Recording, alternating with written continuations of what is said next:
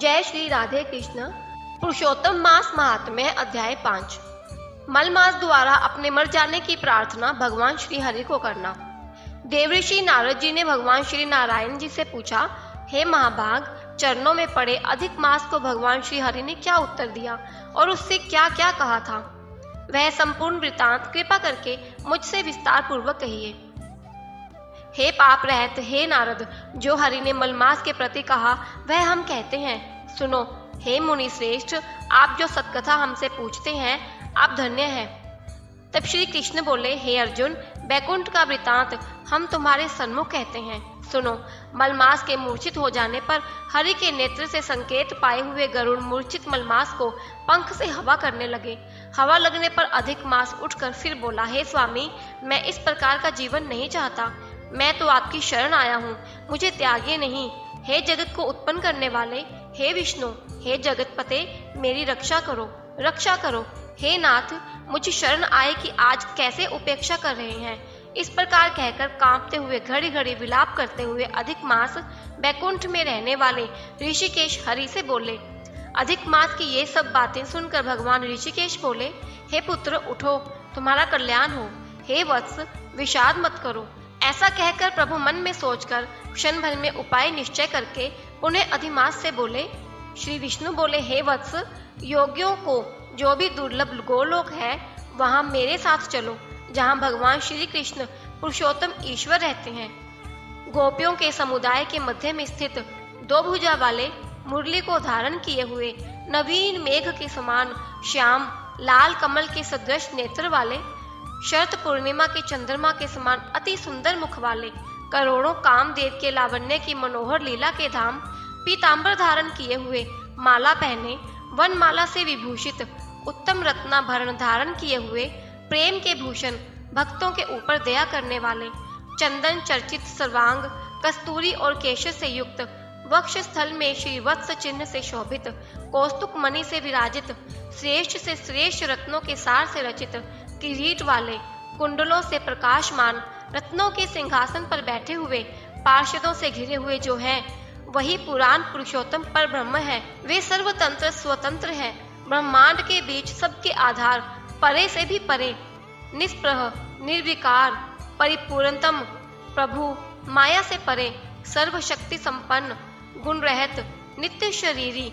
ऐसे प्रभु जिस गोलोक में रहते हैं वहां हम दोनों चलते हैं, वहां श्री कृष्ण चंद्र तुम्हारा दुख दूर करेंगे। श्री नारायण बोले। ऐसा कहकर अधिमास का हाथ पकड़कर हरि गोलोक को गए, जहां पहले के प्रलय के समय में वे अज्ञान रूप महाअंधकार को दूर करने वाले, ज्ञान रूप मार्ग को दिखाने वाले केवल ज्योति स्वरूप थे।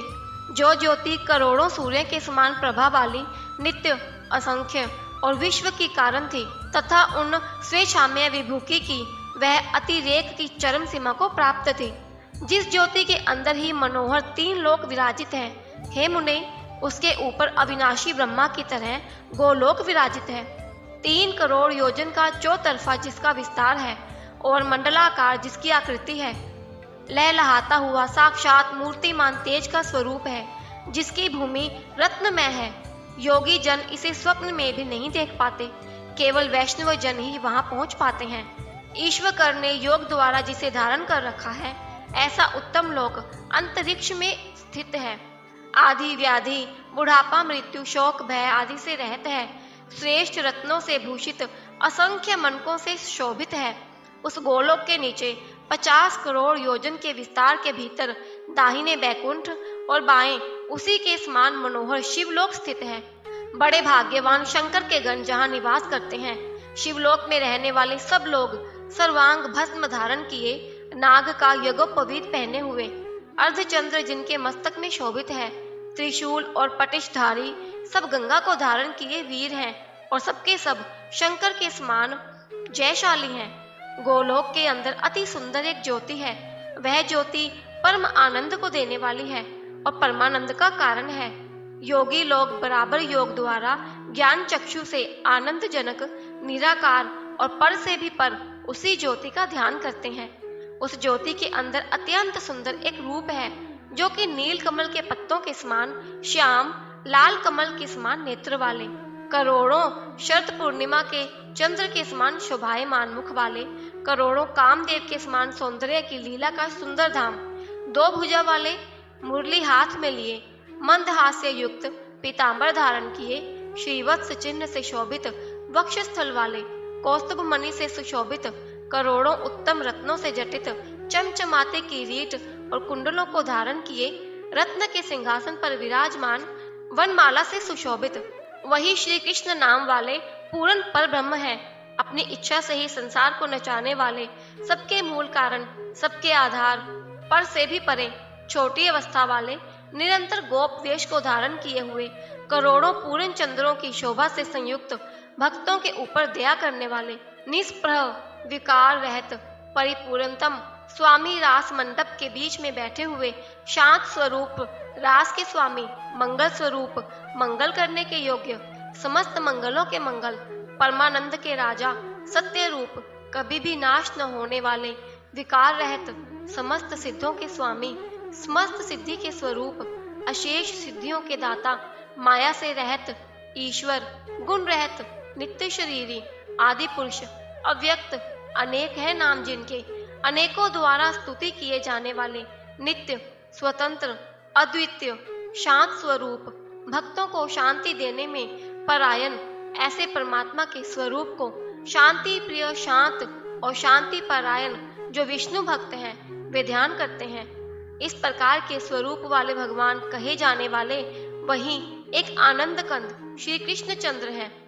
श्री नारायण जी बोले, ऐसा कहकर सत्व स्वरूप भगवान विष्णु अधिमास को साथ लेकर शीघ्र ही पर ब्रह्म युक्त गोलोक में पहुंचे।